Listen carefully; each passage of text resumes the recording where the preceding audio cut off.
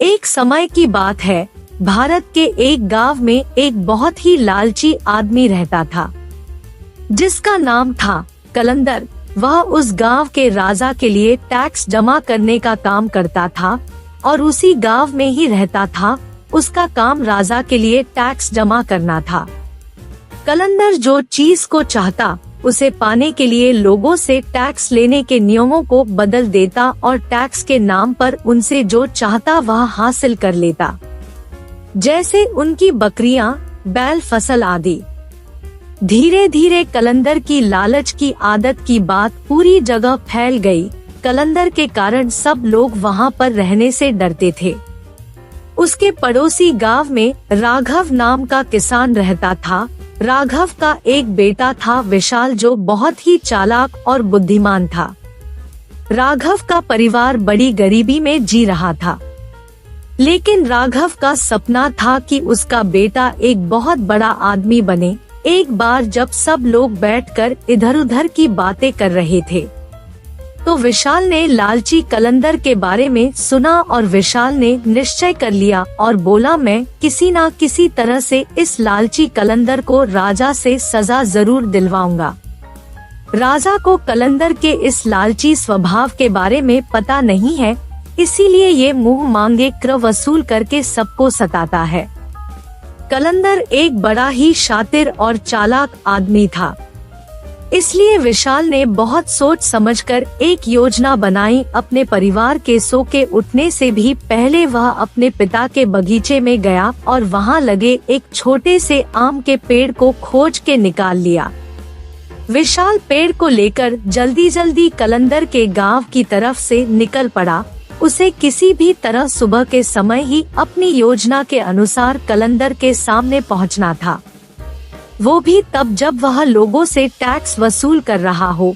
ठीक समय पर विशाल कलंदर के सामने पहुंच गया। उस समय कलंदर लोगों से टैक्स वसूल कर रहा था। ऐसी हिंदी कहानियाँ, जादुई कहानियाँ और सिंड्रेला की कहानियाँ के लिए फ्री में सब्सक्राइब करें। विशाल अपना परिचय देता हुआ बोला, सरकार, मैं विशाल हूँ, अभी आया हूँ और मुझे यह पता नहीं है कि इस गांव में एक गरीब आदमी कितना टैक्स देता है, क्योंकि मैं एक बहुत ही गरीब आदमी हूँ और मेरे पास देने के लिए कुछ भी पैसे नहीं है। उसकी बात सुनकर लालची कलंदर बोला, कुछ ना कुछ तो तुम्हें देना ही होगा, तुम्हारे पास क्या है? विशाल ने अपने पेड़ की तरफ देखकर कहा, मेरे पास बस यह जादुई पेड़ है, इसके सिवा कुछ भी नहीं है। कलंदर ने हैरान होकर कहा, जादुई पेड़? जादुई पेड़ का नाम सुनकर कलंदर बड़ा खुश हुआ और उसने पूछा कि आखिर इसमें क्या जादू है? विशाल ने चालाकी से हंसते हुए कहा, अरे मालिक, ये बहुत ही कमाल का पेड़ है।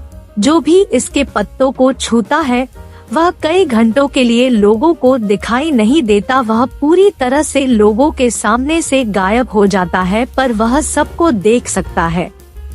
लालची कलंदर को विशाल की बात पर भरोसा नहीं हुआ। उसने कहा, क्या तुम मुझे ऐसा करके दिखा सकते हो? विशाल ने कहा, हाँ, क्यों नहीं, जरूर। विशाल की बात सुनकर लालची कलंदर ने उसे ऊपर से नीचे तक देखा और बोला, अगर तुम यहाँ रहना चाहते हो तो तुम्हें अपना यह पेड़ मुझे देना होगा। मैं तुम्हें इस गांव में बिना कुछ दिए नहीं रहने दूंगा। और इससे पहले कि विशाल कुछ कहता, लालची कलंदर ने उसके हाथों से उसका पेड़ छीन लिया और दौड़ता हुआ अपने घर चला गया। घर जाकर उसने पेड़ की एक पत्ती तोड़ी और उसे अपने माथे पर रख लिया। वहीं पास में उसकी पत्नी बैठकर खाना पका रही थी। उसने अपनी पत्नी से पूछा, सुनो, क्या तुम मुझे देख सकती हो? पत्नी को कलंदर की बात सुनकर बहुत गुस्सा आया और वह बोली, क्यों नहीं देख सकती, क्या मैं तुमको अंधी नजर आती हूँ? अब कलंदर बड़ा परेशान हो गया। वह भागते हुए दूसरे कमरे में गया और उसने पेड़ की दूसरी पत्नी तोड़कर फिर अपने माथे पर लगाई। फिर वापस रसोई घर में आकर बोला, अब क्या तुम मुझे देख सकती हो? अब तो उसकी पत्नी को बहुत ज्यादा गुस्सा आने लगा है। जोर से बोली, तुम्हारा दिमाग तो ठीक है, आखिर तुम कहना क्या चाहते हो? क्यों मैं तुम्हें देख पाऊंगी? क्या तुम्हें लगता है कि मेरी आंखें खराब हो गई है? लालची कलंदर बड़ा ही परेशान हुआ। मैं फिर कमरे में गया। उसने फिर पेड़ की पत्ती थोड़ी, फिर उसे अपने माथे पर लगाया और फिर अपनी पत्नी के पास गया। फिर से दोहराया, क्या तुम मुझे अब देख सकती हो? पत्नी कलंदर के लगातार इस पागलपन से बड़ी परेशान हो गई थी। आखिर गुस्सा होकर उसने कहा, नहीं, मुझे तुम दिखाई नहीं पड़ रहे हो, मैं तुम्हें नहीं देख सकती। लालची कलंदर तो जैसे यही सुनना चाहता था, वह खुशी से पागल हो गया। उसने सोचा कि वह गांव में जाकर इस पेड़ के जादू को परखेगा। वह चौराहे पर खड़े होकर पेड़ की पत्ती माथे पर लगाए विचित्र विचित्र प्रकार की हरकतें करने लगा, किंतु किसी गांव वाले ने कुछ भी नहीं कहा, क्योंकि वह उससे बात नहीं करना चाहते थे, क्योंकि उन्हें डर था कि कहीं वह उनसे टैक्स ना मांगने लगे। लेकिन गांव वालों की कुछ भी ना कहने से लालची कलंदर ने समझा कि वह पेड़ सचमुच ही जादुई पेड़ है। फिर उस दिन के बाद उसे जो चीज पसंद आती वह उठाकर ले जाता। वह बाजार जाता, किसी दुकान से बांसुरी, किसी दुकान से फल फूल, कहीं से कपड़े। सब उसे ऐसा करते देखते पर डर के मारे उसे कभी मना नहीं करते। लेकिन वह लालची कलंदर यह समझता कि वह किसी को दिखाई नहीं देता, इसलिए कोई उसे कुछ नहीं कहता। एक दिन गांव को देखने के लिए राजा की शाही गाड़ी गुजरी। कलंदर ने देखा कि राजा की गाड़ी में बेशकीमती हीरे जवाहरात आदि से सजी हुई थी। लालची कलंदर ने आदत के अनुसार पेड़ का पत्ता अपने माथे पर रखा और राजा की बग्गी से हीरे जवाहरात चुराने लगा। सरेआम उसकी यह हरकत देखकर राजा को बड़ा गुस्सा आया। उन्होंने चिल्लाकर कहा, गिरफ्तार करो इसे। अब लालची कलंदर बड़ा परेशान हो गया।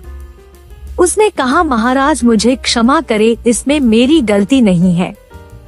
एक गरीब आदमी ने मुझे यह जादुई पेड़ दिया जिसकी पत्तियां अपने सर पर रखकर मैं अदृश्य हो जाता था।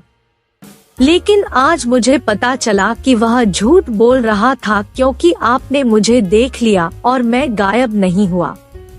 राजा को उसकी बात सुनकर बहुत गुस्सा आया। राजा ने कहा, यह तो बिल्कुल ही पागलों की तरह बात कर रहा है। क्या कोई पेड़ ऐसा भी होता है जिसकी पत्ती माथे पर रखकर कोई गायब हो जाता है? ऐसे पागल आदमी को हम टैक्स वसूली के काम पर नहीं लगा सकते। राजा ने तुरंत ही कलंदर से उसकी नौकरी छीन ली और इसके बाद लालची कलंदर सारी जिंदगी उसी गांव में लोगों के सामने अपना मुंह छुपाकर जीता रहा। अपने लालच के कारण उसे सारी जिंदगी शर्मिंदगी झेलनी पड़ी। गांव वालों को जब पता चला कि विशाल ने किस चालाकी से कलंदर को उसके अन्याय की सजा दिलाई है, तो सभी ने उसकी बड़ी सराहना की। और जब यह बात राजा तक पहुंची तो राजा ने विशाल की बुद्धिमानी देखकर विशाल को ही टैक्स वसूली की नौकरी दे दी और विशाल न्याय पूर्वक गांव में टैक्स वसूली का काम करते हुए आराम से जीवन बिताने लगा। लालच और अन्याय के कारण कलंदर को अपनी जिंदगी लोगों के ताने सुनकर शर्मिंदगी के साथ बितानी पड़ी। दोस्तों, हमें कभी भी लालच नहीं करना चाहिए। जब भी हम लालच करते हैं तो अपना ही नुकसान होता है। जिस तरह इस कहानी में कलंदर ने लालच किया और अपनी नौकरी और इज्जत दोनों ही खो बैठा।